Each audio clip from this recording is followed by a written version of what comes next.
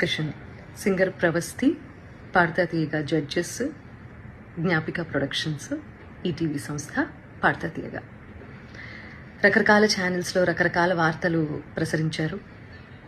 And ఆ అమ్మాయి చాలా యూట్యూబ్ ఛానల్స్కి ఇంటర్వ్యూ ఇచ్చింది, ఎక్స్పోజ్ చేసే ప్రయత్నం చేసింది. బేసిక్గా అంటే ఇవన్నీ ఛానల్స్ వాడిన భాష అండ్ తను ఎక్స్పోజ్ చేద్దాం అనుకున్నాను అని చెప్పింది కాబట్టి ఆ మాట వాడాల్సి వస్తుంది.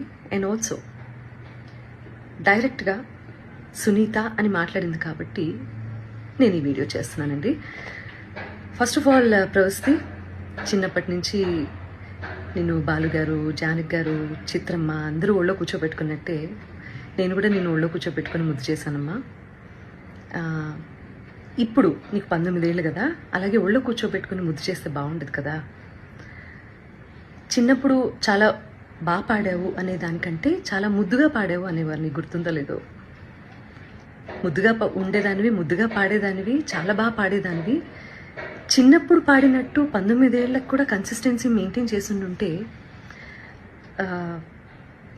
సంతోషించే వాళ్ళల్లో మొట్టమొదటి వ్యక్తి నేనే అవుతాను. ఎందుకంటే మా ప్రవస్తి, మా శ్రీలలిత, మా ప్రణతి, మా గాయత్రి అని మేమే ఎక్కువ చెప్పుకొని మురిసిపోయే పిచ్చివాళ్ళం మేము.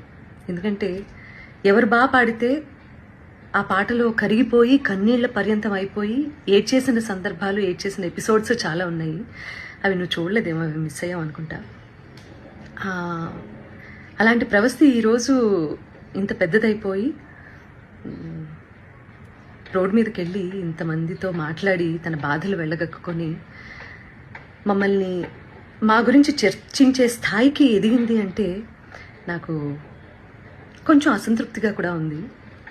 But that doesn't matter for you, because నువ్వు చెప్పాలనుకున్నది చెప్పావు బయటికి వెళ్ళి. ప్రవస్తి, నీకు విషయం చెప్పాలమ్మా, నీకు పాడతా తీయగా కాంపిటీషన్ మాత్రమే కాదు, డిఫరెంట్ ఛానల్స్లో కూడా కాంపిటీషన్లో నువ్వు పార్టిసిపేట్ చేసావు కదా, నీకు ప్రాసెస్ తెలీదమ్మా. సింగర్ సెలెక్షన్ అంటే సింగర్స్ పంపించేటటువంటి సాంగ్ సెలెక్షన్లో రైట్స్ అనేవి కూడా ప్రతి ఛానల్కి కొన్ని సాంగ్స్కి రైట్స్ ఉంటాయి, వాటిల్లోంచి కూడా సెలెక్ట్ చేయాలి అన్న ప్రాసెస్ నీకు తెలుసో లేదో నాకు తెలియదు. కానీ ఆడియన్స్ అందరికీ మాత్రం చెప్తే అన్ని విషయాలు చెప్పు, ప్రాసెస్ గురించి చెప్పు. ఆ ప్రాసెస్లో ఉన్నటువంటి రెస్ట్రిక్షన్స్, ఛానల్కి ఉన్నటువంటి రెస్ట్రిక్షన్స్ ఇవన్నీ కూడా మాట్లాడమ్మా, అప్పుడు నేను నిజంగా సంతోషిస్తాను. సో ఛానల్కి అండి కపుల్ ఆఫ్ రెస్ట్రిక్షన్స్ ఉంటాయి మ్యూజిక్ని డిప్లాయ్ చేయడానికి, అంటే మ్యూజిక్ని వాడుకోవడానికి. అన్ని పాటలకి రెస్ట్రిక్షన్, అన్ని పాటలకి లీనియన్స్ ఉండదు. కాబట్టి ఏంటంటే వీళ్ళు ఇచ్చే పార్టిసిపెంట్స్ ఇచ్చే సాంగ్ లిస్ట్లో వేటికైతే రైట్స్ ఉంటాయో అవి మాత్రమే కాంపిటీషన్లో పాడాల్సి ఉంటుంది. అవి నచ్చ చెప్తాను కూడా ప్రతిసారి. నచ్చ చెప్తా అంటే నేను కాదండి, మేనేజ్మెంట్. తర్వాత ఎన్నిసార్లు రిపీట్ అయింది అంతకుముందు కాంపిటీషన్లో ఆ పాట అనేది కూడా చూస్తారండి యాజమాన్యము. ఇదంతా కూడా మీకు తర్వాత జ్ఞాపిక వాళ్ళు ఎక్స్ప్లెయిన్ చేస్తారు ఈ ప్రాసెస్ ఎలా సాగుతుంది అనేది. సో నేను ఏ పాట ఇచ్చినా వాళ్ళు వద్దంటున్నారు, నేను ఏ పాట ఇచ్చినా వాళ్ళు వద్దంటున్నారు అని మాత్రమే ఎక్కువసార్లు ప్రొజెక్ట్ చేసింది తను. రీజన్ ఇది అని మీకు తెలియదు కదా, అందుకని చెప్తున్నాను. సో నేను కొరకొరా చూశాను అని చెప్పి అంటున్నావు కదా నాన్న. సో నేను కొరకరా నిన్ను ఎందుకు చూస్తానో, ఎందుకు చూడాల్సిన అవసరం ఏమిటో నాకు అర్థం కాలేదు. అక్కడ ఉన్నటువంటి నేను, కీరవాణి గారు, చంద్రబోస్ గారు నిన్నే ఎందుకు టార్గెట్ చేశామనే విషయం నాకు ఇప్పటికీ ఆలోచించటానికి కూడా నాకు అసలు కనీసం ఆ థాట్ కూడా రావటం లేదు. బేసిక్గా నేను నిన్ను కొరకొర ఎందుకు చూసానో మరి నాకు అర్థం కాలేదు. నువ్వు మర్చిపోయావు అనుకుంటా. నేను నీకు కొన్ని విషయాలు గుర్తు చేస్తాను. ఏంటంటే అమ్మా, క్లాసికల్ రౌండ్లోనే అనుకుంటా నీ దగ్గరికి వచ్చి మరి నువ్వు కొంచెం అప్సెట్గా ఉంటే, నువ్వు ప్రతిదానికి నువ్వు అప్సెట్ అయిపోతావు, ప్రతిదానికి ఇరిటేట్ అయిపోతావు. నీ వాయిస్ అలాంటిది. కొంతమంది ఇమోషన్స్ కంట్రోల్ చేసుకోగలుగుతారు, కొంతమంది కంట్రోల్ చేసుకోలేరు. నేను అమ్మ స్థానంలో ఉన్నాను కాబట్టి నేను అర్థం చేసుకోగలుగుతాను.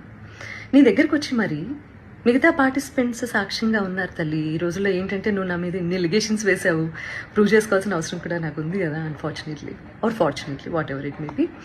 సో వాళ్ళందరి మధ్యలో నీకే చెప్పాను వచ్చి, ప్రవస్తి క్లిక్ నడుస్తున్నప్పుడు నువ్వు దాన్ని బేస్ చేసుకొని పాడుతున్నావు.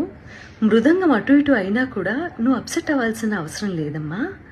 నువ్వు ఎలా పాడావనేది నాకు తెలుసు, మా అందరికీ అర్థమైంది. అక్కడ కొంచెం మృదంగం నేనేదో ఇబ్బంది పెట్టినట్లుంది, అని నేను నీ దగ్గరకు వచ్చి మాట్లాడాను. అది నువ్వు మర్చిపోయావేమో కానీ నీ మిగతా పార్టిసిపెంట్స్ అందరూ ఏంటో గుర్తుపెట్టుకున్నారు మరి. అండ్ ఇంకో విషయం, ఈ సిరీస్ సంబంధించి మాట్లాడుకుందాము. నువ్వు గాయత్రి ఫేవరెటిజం, శ్రీలలిత ఇంకోళ్ళు అని రకరకాల పేర్లు తీస్తున్నావు. నాకు అదేంటో అర్థం కావట్లేదు. కానీ వీళ్ళెవ్వరూ మ్యాంగో మ్యూజిక్లో పాడలేదమ్మా, నువ్వు తప్ప. నేను నిన్నే ఎందుకు పిలిచాను వీడియో చేయడానికి? నిహాల్ గారు నీ గురువు గారు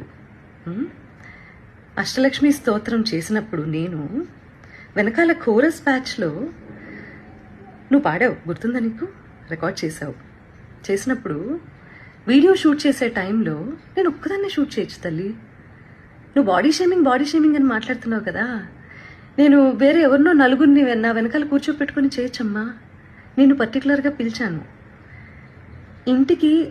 పాపం ఒంటరిగా నువ్వు మీ అమ్మగారు వెళ్తారు, అయ్యో లేదు అలా కాదు అని చెప్పి మా వాళ్ళు ఏదో ఏర్పాట్లు చేసి దగ్గరుండి పంపించారు నీకు.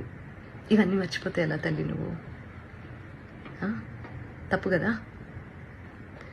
కీరవాణి గారు పెళ్లి గురించి, అందులో కచేరీ గురించి మాట్లాడారు అని చెప్పి నువ్వు ఒక రెవల్యూషనరీ స్టేట్మెంట్స్ ఏవో పాస్ చేసావు కదా. పెళ్ళిళ్ళలో నేను కూడా పాడతాను, ఓకే? మొన్న రీసెంట్గా ఈరోజు ఇండియాలోనే టాప్ మోస్ట్ మ్యూజిక్ డైరెక్టర్ అయిన అనిరుద్ధ్ కూడా పెళ్లిలో పాడారమ్మా. ఆయన ఒపీనియన్ ఆయన చెప్పారు. నేను ఇప్పటి వరకు పెళ్లి కచేరీలు ఎందుకు చేయలేదంటే అని వరల్డ్ మ్యూజిక్ డే సందర్భంగా ఒక గొప్ప సంగీత దర్శకుడు ఆయన పాయింట్ ఆఫ్ వ్యూ ఏంటనేది ఆయన ఎక్స్ప్లెయిన్ చేస్తే, నీలో ఉన్న ఇన్ఫీరియారిటీ కాంప్లెక్స్ మూలంగా అది నిన్నే అంటున్నారు అని అనుకొని అది నువ్వు ఓన్ చేసుకోవటం తప్పు కదా తల్లి. అసలు ఎవరన్నా ఫీల్ అవ్వాలి అంటే ఫస్ట్ నేను ఫీల్ అవ్వాలి ఆ ముక్కకి. ప్రవస్తి, నేను మీ అమ్మగారిని నువ్వు అని సంబోధించినందుకు నీకు బాధేసింది, అది అసలు సంస్కారమా అని మాట్లాడావు కదమ్మా. ఎలిమినేషన్ జరిగిన వెంటనే మీ ఇద్దరు పేర్లు అనౌన్స్ చేసిన తర్వాత ఆవిడ స్టేజ్ దగ్గరకు వచ్చి నీ చేతిలో ఉన్న ట్రోఫీ, అసలు ఇది నీ చేతిలో ఉండాల్సిన ట్రోఫీ కాదు, అది ఇచ్చేసేయి అని చాలా ఎమోషనల్ డ్రామా క్రియేట్ చేసి చరణ్ గారి చేతిలో ఉన్నటువంటి మైక్ లాక్కోవడానికి ప్రయత్నం చేసి ఆ తర్వాత వెనక్కి వస్తూ నేను అక్కడ కూర్చున్నప్పుడు నీ మూలంగానే నువ్వే మోసగత్తెవి ఇలా నా మొహం మీద ఇలా పెట్టి మాట్లాడినప్పుడు అది కరెక్ట్ అనిపించిందమ్మా నీకు? నేను ఇలా నమస్కారం పెట్టి ప్లీజ్ అన్నాను, అంతే కదమ్మా. సో అదంతా చాలా కెమెరాస్లో రికార్డ్ అయింది. ప్రవస్తి చెప్పేవన్నీ తప్పులు అని ఆ రికార్డింగ్ బయట పెట్టే అవకాశం ఛానల్కి లేకపోలేదు. కానీ ఆవేశంలో ఉన్నారు మీ అమ్మగారు, నువ్వు చాలా ఎమోషనల్గా ఉన్నారు, ఒక ఓటమిని అంగీకరించలేకపోతున్నారు. కాబట్టి తర్వాత తిరిగి కూర్చొని మాట్లాడదాము అని చెప్పి నువ్వు మీ అమ్మగారు విసురుగా బయటికి వెళ్ళిపోయారు. చాలా ఎమోషనల్గా ఉన్నారు, చాలా ఆవేశంలో ఉన్నారు. మాకు కనీసం మాట్లాడే అవకాశం కూడా ఇవ్వలేదు. చంద్రబోస్ గారు ముందుగా వెళ్ళిపోయారు, ఆయనకి టైం లేదని. కీరవాణి గారు నేను చూడలేనని వెళ్ళిపోయారు. సునీత గారు నా ఎలిమినేషన్ చూడటం కోసమే కూర్చున్నారు. చాలా తప్పు మాట్లాడావు అమ్మా, చాలా చాలా తప్పు మాట్లాడావు. ఎవరు ఎలిమినేట్ అయితేనో, ఎవరన్నా ఒకళ్ళు జీవితంలో ఓడిపోతేనో సంతోషించేంత నీచమైన క్యారెక్టర్ నాది కాదు.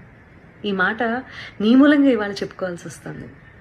నేను చాలా బాధలు పడ్డాను, నేను కష్టాలు పడ్డాను జీవితంలో. నాకంటే లోయెస్ట్ పాయింట్ అనుభవించిన వాళ్ళు నా తోటి కళాకారుల్లో ఎవరూ లేరని నేను ఈరోజు చెప్తాను. అలాంటి నేను ఒకళ్ళ ఓటమి, నేను ఒకళ్ళు ఏడుస్తుంటే చూసి సంతోషించే రకాన్ని కాదు. ఏడుపు విలువ నాకు తప్ప ఎవరికి తెలియదని నేను ఫీల్ అవుతూ ఉంటాను. నాకే బాగా తెలుసమ్మా ఏడుపు అంటే ఏంటో, ఓటం అంటే ఏంటో, జీవితం అంటే ఏంటో. ఇవన్నీ మీ అందరికంటే ఎక్కువ నాకే తెలుసు, ఓకే? నేను టెక్నీషియన్స్ని చాలా అవమానిస్తాను, చాలా అగౌరవపరుస్తాను అని చెప్పి ఫస్ట్ టైం నేను అలిగేషన్ అన్న మాట వాడుతున్నానమ్మా. సో అది కూడా నువ్వు మాట్లాడటం జరిగింది. ఏ టెక్నీషియన్ని ఒక్క వీడియో బయట తీసుకొని దయచేసి రిలీజ్ చేయను, ఓకే? నేను మనకి స్నాక్స్ ఇస్తారు చూడు, ఆయన్ని కూడా మీరు అనే అంటానమ్మా.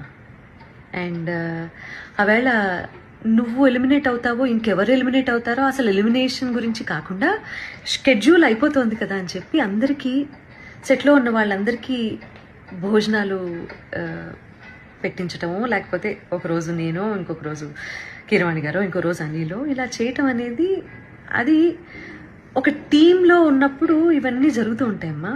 నువ్వు కూడా నేను పెట్టిన పేస్ట్రీ తిన్నావు, మరి బయటికి వెళ్ళి అదేంటో నేను ఎలిమినేట్ అయిపోయినందుకే సునీత గారు పార్టీ ఇచ్చారు అందరికీ అని మాట్లాడుతున్నావు.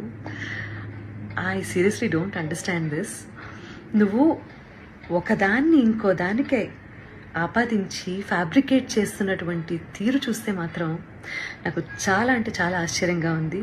అండ్ ఇది మంచి పద్ధతి కాదు. ఇంకో ఆశ్చర్యకరమైన విషయం ఏంటంటే, ప్రవస్తి మీ అమ్మగారమ్మ, సునీతకి పిల్లలు ఉన్నారు, కీరవాణి గారికి పిల్లలు ఉన్నారు, అనిల్ ప్రవీణ వాళ్ళకి పిల్లలు ఉన్నారు, నాశనం అయిపోతారు అన్న శాపనార్థాలు కూడా పడాల్సిన పరిస్థితి వచ్చింది మాకు. ఫైనల్గా కాంపిటీషన్ అన్నప్పుడు ఓటమి ఉంటుంది, గెలుపు ఉంటుంది. ఫస్ట్ ప్లేస్లో ఒకళ్ళే ఉంటారు, సెకండ్ ప్లేస్ ఉంటుంది, థర్డ్ ప్లేస్ ఉంటుంది. అలా అని చెప్పి ఈరోజు ఎలిమినేషన్లో నేను ఓడిపోయాను, లైఫ్లోనే నేను ఓడిపోయాను, నా జీవితం లేదు అని చాలా ఎక్కువగా ఊహించేసుకొని ఓటమిని హుందాగా తీసుకోలేకపోతే లైఫ్లో ఏమి నేర్చుకోవడానికి బ్రెయిన్ ఆ రకంగా పనిచేయదు. సీనియర్స్ అంటే రెస్పెక్ట్ ఉండాలి. అలాంటి రెస్పెక్ట్తోనే మేము ఉన్నాళ్ళు.